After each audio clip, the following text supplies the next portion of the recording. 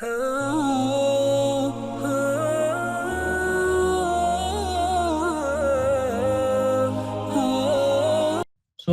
today, first case is a case of precocious puberty.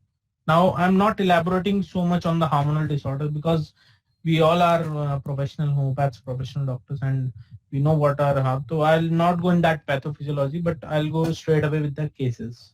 Okay. So we have first case of precocious puberty.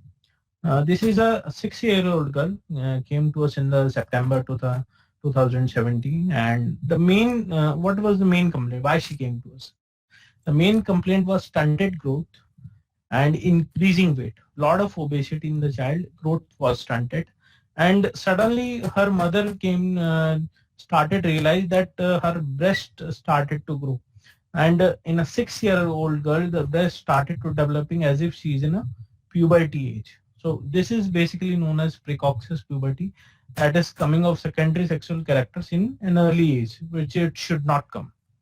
So we and child was also very prone to take readily take cold and tonsillitis, have frequent acutes like suddenly rhinorrhea and all that, coryza, cough, tonsillitis, throat symptoms, very prone to acutes. Okay, so lack of immunity, we have precocious puberty and hormonal disbalance.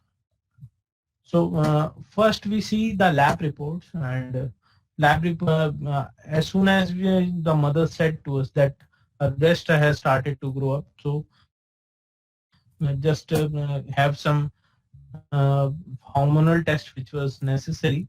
So the first hormonal test we had was FSH, which was 6.13.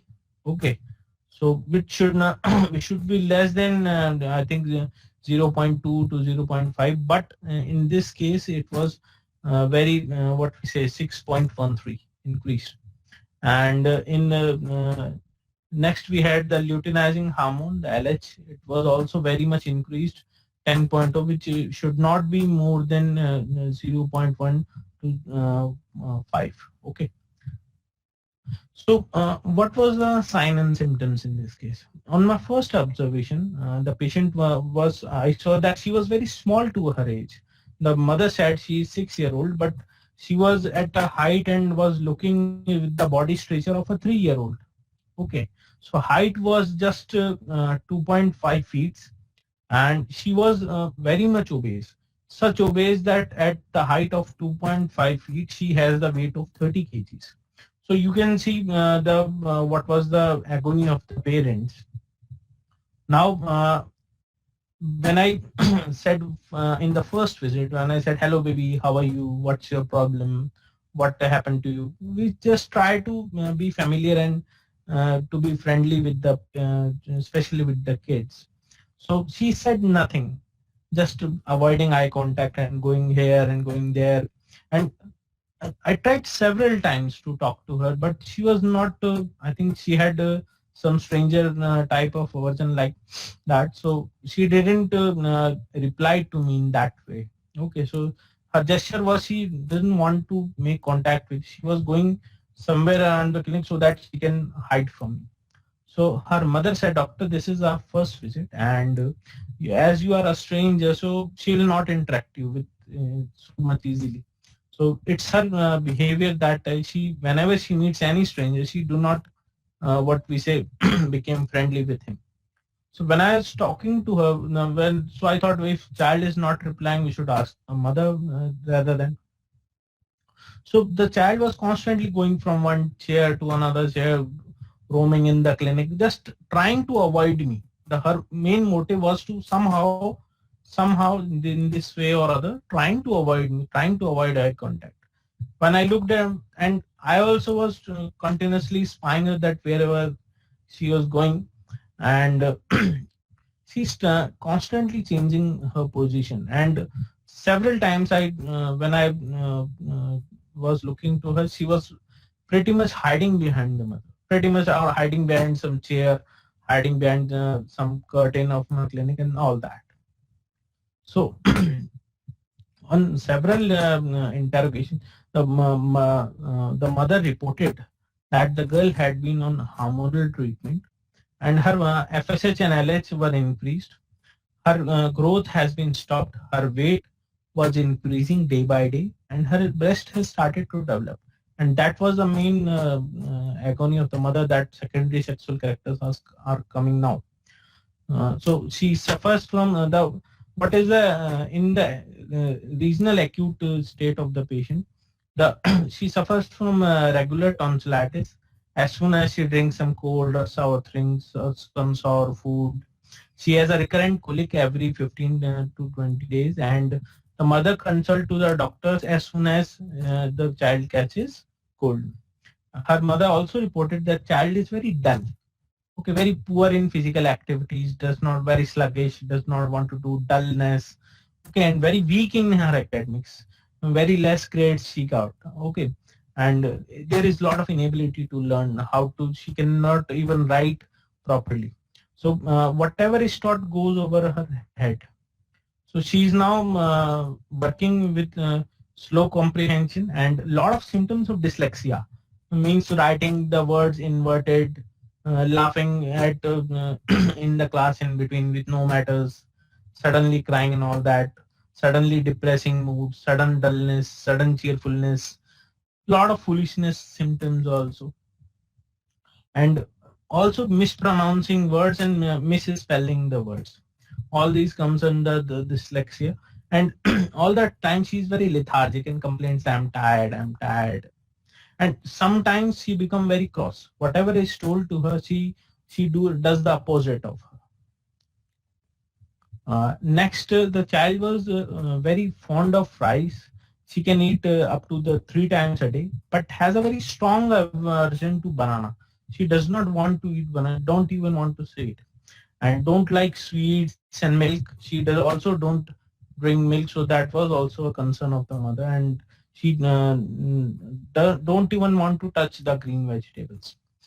So except the rice, everything was whenever the food comes in front of her and she says, no, I'm not hungry. But thirsty all the time. She likes to drink frequently, and she likes to dance and sing and all that. That is the one of the favorite activity. And child is affectionate but to known persons, and has a strong aversion to strangers. Very fear of being alone. She cannot be kept alone. And but another quality of the child was she was very generous. That even if her favorite toys, her favorite soft toys, she can give to her other siblings and cousins and her elder sister and all that. In her family history, we found that her grandfather died of brain hemorrhage, and her grandmother suffers from the rheumatism and the tonsils. The tonsil complaint over the grandmother was also suffering from this chronic tonsillitis. So you all know what is the medicine. It's a pretty easy case, but it's worth showing case and showing the efficacy of homeopathy. So she has a strong aversion to the company of strangers, finding difficult dyslexia, fear of being alone, weakness of memory, and presence of stranger, aggravation in children. Next, we have yielding disposition, inflammation of tonsils, desire for sweets, and obesity, and that obesity is specifically in children, and aversion to banana and disposition to contradict. So our first prescription was, you all know, Baratakar on the basis of totality, and we gave 1 dose every month, and rest is followed by the Seclec 3 times a day. And after 1 month, we had a follow-up, and the symptoms were the same. So we again prescribed Baratakar, and Seclec again repeated. In the next follow-up in the November, at the beginning of the winter, mother said the daughter was suffering from throat pain and her tonsils are red and she couldn't swallow anything. And so at that time I gave the Baratakar. So this is the constitutional of the medicine. It comes in the acute stage of the disease also, and it comes in the chronic stage also.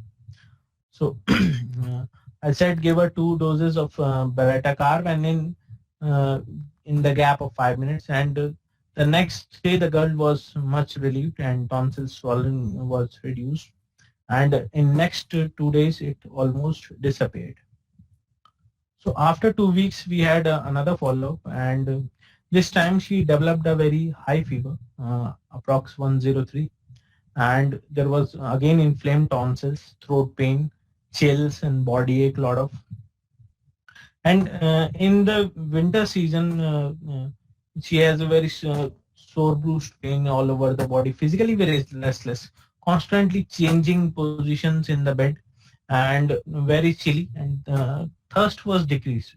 Although she, in the normal phase, she was very fond of drinking, continuously drinking, but in this acute phase, she was the thirst was decreased.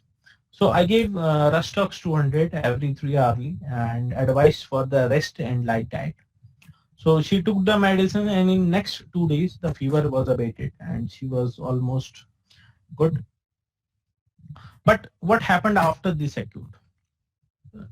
Sometimes what happens is when we are treating for the chronic disease with the constitutional medicine, some acute from somewhere might got flared up, and that acute somehow what we say, it's a type of what we say reset button. Okay, so it resets immunity on the healthy level when an acute comes, and if you treat it with homeopathically.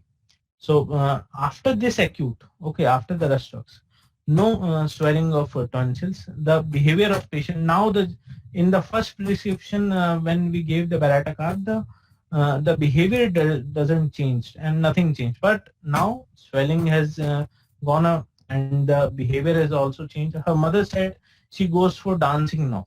So otherwise she was very lethargic, but now she wants to go dancing. She wants to go cycling. She wants to exercise daily, and she has also prohibited her almost all the fast foods.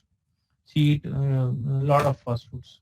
So her weight was reduced by 2 kgs, and the mother reported that the child is much relieved now. The breast size is same, they didn't reduce, and her height is also the same. That has not also improved.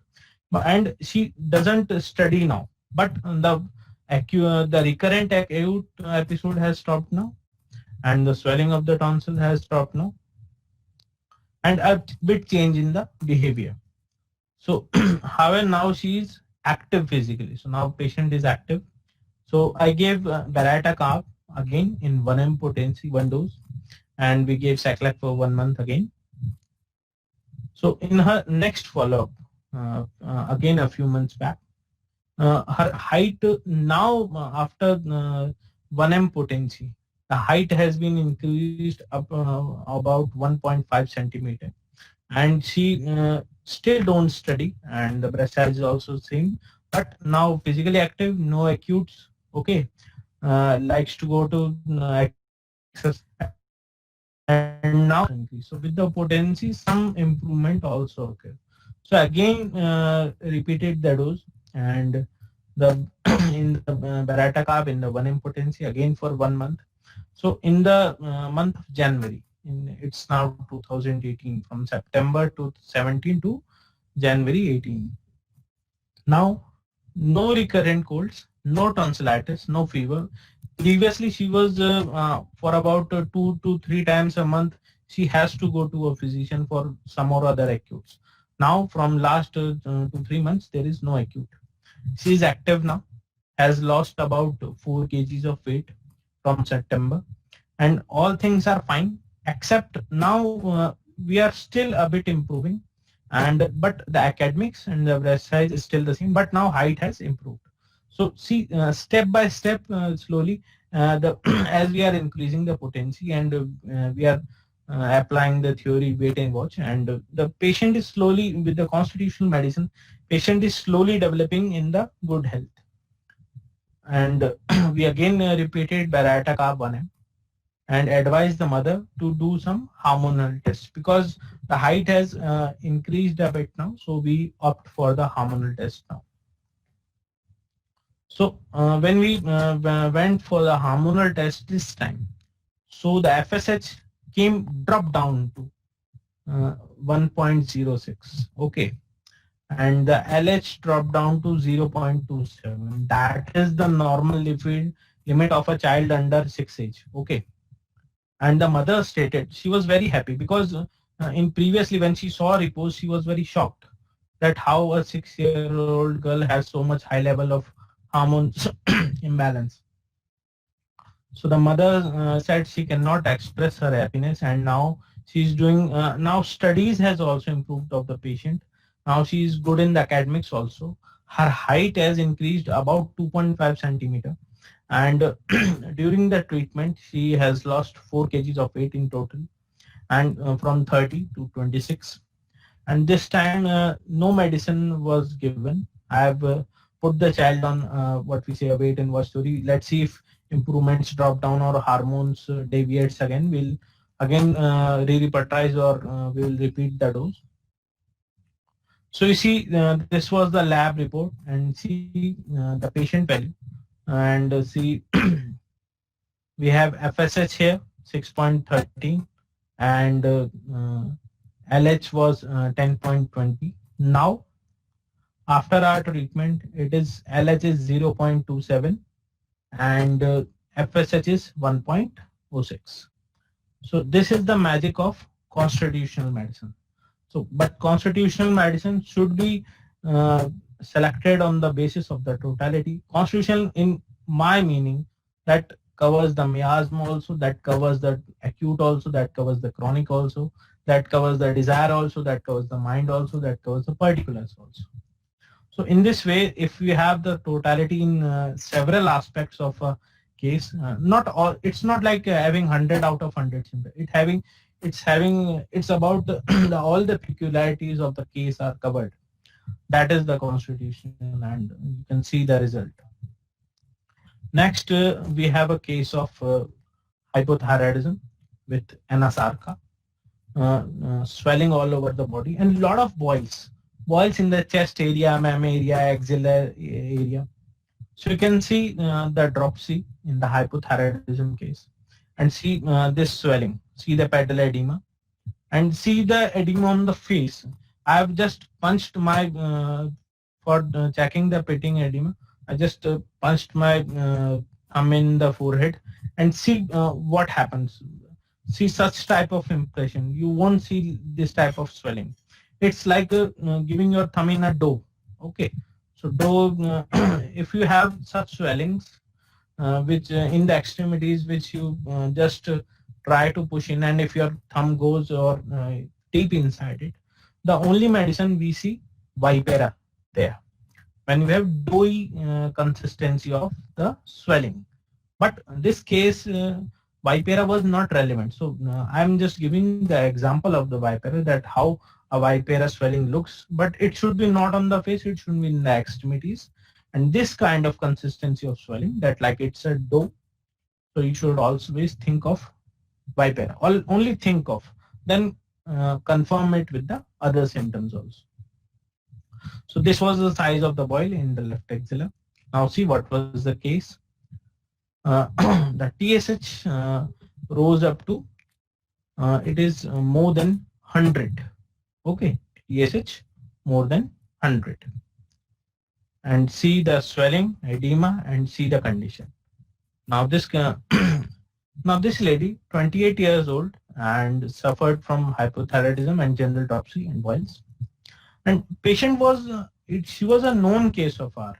Okay, previously, few years ago, she came for the hypothyroidism, dropsy and sterility. At that time, she didn't had any child.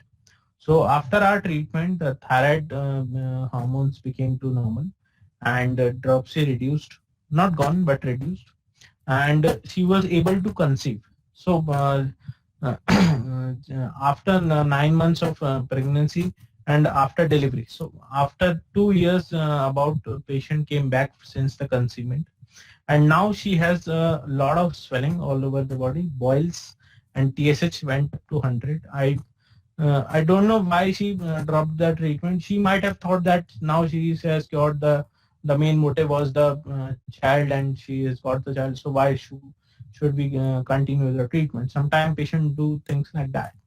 So she left the treatment, the TSH went up again, she came to us again. So now, uh, until then everything was normal, but 1 year after delivery, suddenly the swelling flared up and the boils also came with that. And what we see here, not many peculiar symptoms. Dropsy, sometimes like in the Barata case previously, you see whole set of symptoms. Mother narrated the whole case so beautifully that even a first year or second year old student can diagnose what is the medicine. But here, when you don't have symptom, that is a very crucial point, how to deal with that situation. So large boils in chest region, mammae and left axilla, and the lady, even in the agony, you see the size of that boil was about what we say, more than a walnut.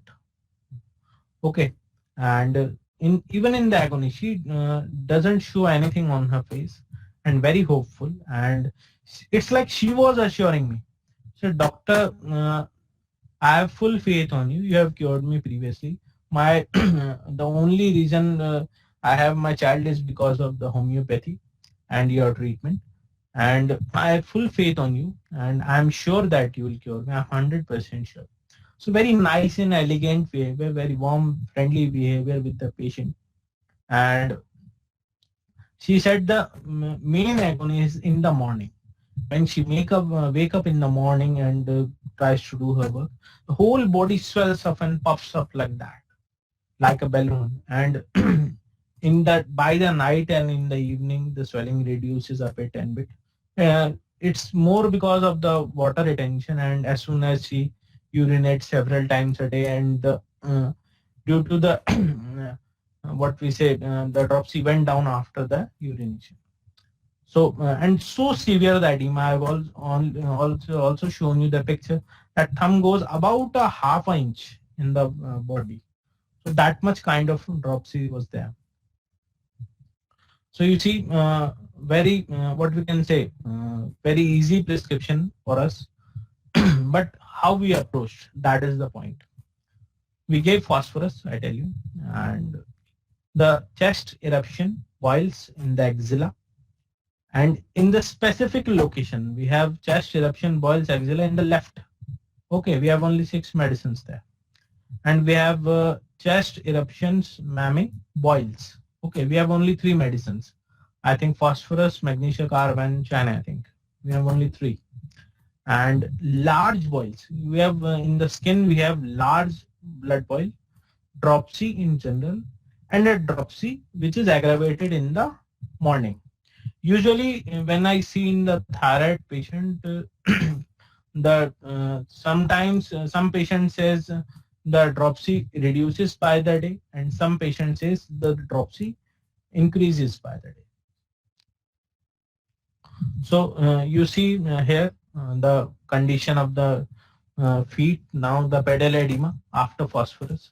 I gave phosphorus in the 200 potency, 1 m and then 10 m, water doses, and we gave it once a day. We repeated it for many days in the 200, and then when we got the result, so I repeated it more in the increasing potency and more, and we got the better and better and better results after that. So you see in the dropsy, it says you see the whole pedal edema is gone up till now, and see the swelling on the forehead now. Now it has reduced a bit. You can see the what we say the lines on the wrinkles on the forehead. In this you cannot see the wrinkles. You can see this round type of swelling here, and the boil in the axilla, that has also bursted and gone completely now. Only a bit of scar remains, but the whole agony was gone, and the case was what we say uh, uh, uh, cured so beautifully that it didn't give us any what we can say lag or something, that some problem, or that as soon as we give the medicine, the improvement starts in, and the graph goes like this. Okay, it does not go like this and zigzag. It goes like straight away spike. So now we see in the hormones. We have TSH was above 100, and you can see now after 1M potency, the boil condition was dealt by the 200 potency, diluted doses, water doses once a day for I think more than 15 days, and then after that, when I gave 1M potency, we had a TSH test after that. So the T3 says it is 0.51 and it's low. This is the true hypothyroidism case. Okay, it's not subclinical. This is true hypothyroidism where all three hormones are disturbed. The T3, T4 going down and TSH going high. Okay. And T4 is 1.99 and TSH is 58.7. So from 100, TSH dropped down to 58, just about the 50%. So after seeing this report, the boil was gone now. After seeing this report, I increased the potency from 1M to the 10M, and after we continued that potency for about 2 months. You can see the date 9/6/2019 and 17/8. For about 2 months, we continued 1M 1 dose, water dose daily. And you see that T3 hormone came back in the normal position. Previously, it was 0.51. Now it has increased a bit and come under the normal position. T3 and the T4. T4 was 1.99. So we want it under 5.5. So T4 also increased up to the 3.82. So it is somewhere near the normal level. And TSH, you can see here the first TSH was 100, then it is 58, and now after 1M potency and TSH is now 8.53. And now we will move on to the next potency. So this was basically the case, and I also want to share that previously when I treated in this case for the sterility and dropsy, at that time she had a lot of symptoms of apis. So we gave apis for many days, and after that she showed some symptoms of meadorrhinum during that, and the case was lingering on a bit, and we were not getting the results with the apis. Although swelling was reduced, but not getting the proper results. So we gave meadorrhinum as anti-miasmatic. So after meadorrhinum, the child and the female conceived, and she delivered a healthy baby after that. So these were the two cases. That's all I got for you now. And we have 2 sessions today. Some other specialists is also on now. So thank you all homeopaths. My email ID is devan.071986@gmail.com, and thank you all homeopaths.